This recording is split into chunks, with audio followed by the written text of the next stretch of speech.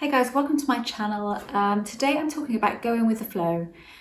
So you're wanting to manifest something, maybe you're wanting to manifest a few things and you're not really seeing any signs at the moment, or you have seen signs and then you felt like it's disappeared again and it isn't exactly what you want it to be. So you can call it partial manifestations. If it's a person, then you could call it breadcrumbs. I want to talk about breadcrumbs. I want to talk about that in two different ways actually. The thing is, yes, when you've got regular contact going with somebody and you just keep getting breadcrumbs from them, so they don't give you much and then you give lots to them, they don't give you much, you give lots to them, and then they disappear for weeks on end and then they come back. Okay, that is not something that you should accept. I don't want you to think that I'm saying you should accept breadcrumbs, because that's not. So I would definitely step back then and just think, okay, no, this is not happening. This is how it's going to be, and allow it to happen like that, so that you're not just getting breadcrumbs. But let's say that you've been manifesting your ex back, for example, and you have had some contact from nowhere. You've had some contact. It's been really friendly, but it hasn't been as loving as you would like, and all of that stuff. That it's not, but it's not this. Don't look at it like that. This is where you look at it differently. This is where you say, no, hang on a minute. I didn't have this contact a few weeks ago. I've got it now. It's what I wanted. I've done this. I've manifested this contact. How cool is that? Okay. Yeah, it was just friendly. It wasn't anything too full on, but that's okay. You know, I'm going to go with the flow here. This is not for me to unfold. It's for reality to unfold for me. And it is going to work out in my best interest at some point. But because it's not now, it's just going to be a bit of a slower process. But that's cool, because then when we get to that point, it will be the best possible time. Tell yourself anything, just throw the positive at it and ditch that negative, but it's not this, but it's not that. That is where, and I don't call that a breadcrumb, I call that, and I don't even call that a partial manifestation, I call that the route to your manifestation. The road to your manifestation has unlocked the closed road, the closed sign, road closed sign has been moved, and you're on that road now. And yes, you may have a few bendy turns on the way and it may not be a straight road, but that doesn't matter. You have to go with the flow. At some point, you have to go with the flow with this stuff. If you don't go with the flow and you're constantly trying to control every single aspect of your manifestation because you think it's not going exactly as it should be going, then you will get in the way and it won't, and it will stall. So we don't want that. What's the harm in going with the flow? What's the harm in saying, oh my God, this is not what I was expecting, but let's see how this is going to pan out, and really try not to get in there and try to implement another technique in order to shift that path, because you feel that it's not going how you want it to go. I talked on my members area about losing stuff, and I didn't mean losing physical things. I meant losing something from your life that shocks you and you think, oh my God, it's all going horribly wrong.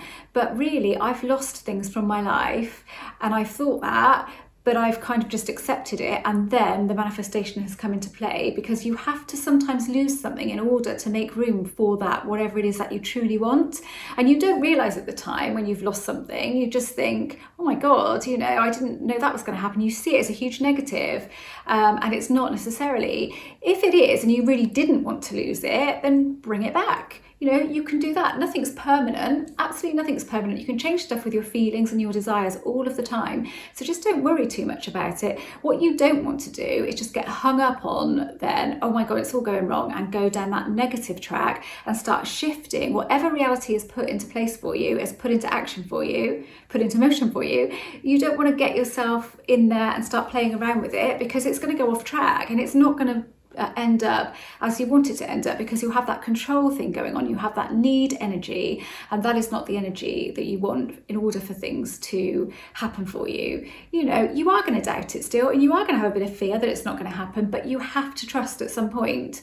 And all you're doing is trusting in your higher self. That's all you're doing. Don't, you know, unless you think this is God or whatever, then you're trusting in God. You're trusting in something that isn't you as a rational human being, but you don't know what it is. You just, at some point, you need to do that. You need to just go with it. I think Harry put something up actually about celebrities that are into the law of attraction. I had a quick look at it. I didn't watch it all, but I saw the bit with Will Smith in, who I really like. Will Smith, he's such a positive person, isn't he? Really, I would love to have a conversation with Will Smith. Maybe I will one day. I'm going to manifest that. Yeah, why not? And he was saying about skydiving. It's like skydiving, like you come flying out of the plane and you're like, oh my God. And then, you know, the air holds you there. And I don't know if this was the exact description that he gave. And then you're on the parachute and you're coming down to earth, but you you jump out of that plane on trust, don't you, that parachute is going to pull and you're not going to die. I don't know if that's the way he said it was a lot better than the way I said it. So I suggest you have a look at that actually, because it's really, I think it is motivational, people like him talking about it.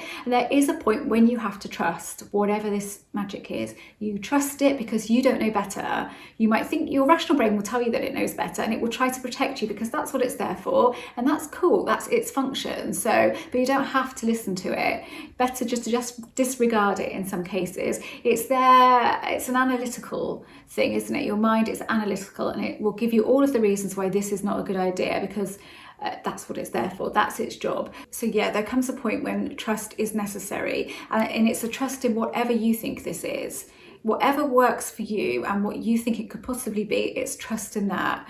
And thinking, well, I haven't managed to control this so far, so why do I think that I might be able to control it now? Something is happening, movement is happening, and I didn't cause this movement. I didn't think I did cause this to happen in this particular way. I didn't think this, and then it happened. So reality must be moving for me. It's got to be. As Florence Scovel-Shinn would say too, it's a success. So she would see everything as a success. It's a success. Even though it doesn't feel like it at the moment, it must be, because you are going to get what you want. And if you allow it by trusting something is at work here that you don't understand. And it's quite difficult, I think, definitely at the start, to trust, especially when you haven't worked out what you think it is. None of us are probably right, but when you haven't got to that stage where you really have a belief what you think it is, it's more difficult to trust it because you don't know what you're trusting. To me, I'm just trusting reality to unfold for me, or to change for me, or to move so that I can shift or I create the reality that I want. That's the way I see it. I've created that reality and now I just allow it to let me in, basically.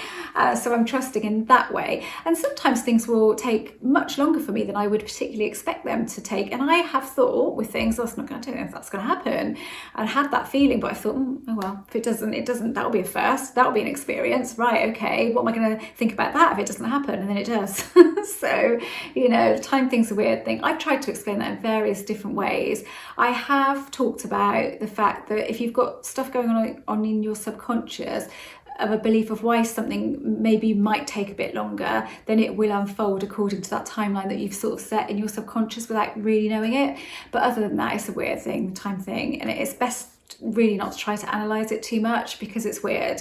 And it's not proven, but we're thinking that maybe time isn't linear, and if everything is all happening at the same time, which I don't get, by the way, I really don't, it's a mind bend, isn't it, when you even start to think about that theory. But if that is the case, then it's all happened anyway, so everything's happened. So there's no waiting for something to happen because it's already happened. All you're doing is allowing yourself that experience. I can feel myself going off down that woo-woo road now, so I'm going to stop. I just wanted to make this a short one. I wasn't going to do this today because I just said when I was filming my members video that I really feel like I'm struggling to flow with stuff today. But I'm not going with the flow. What the hell?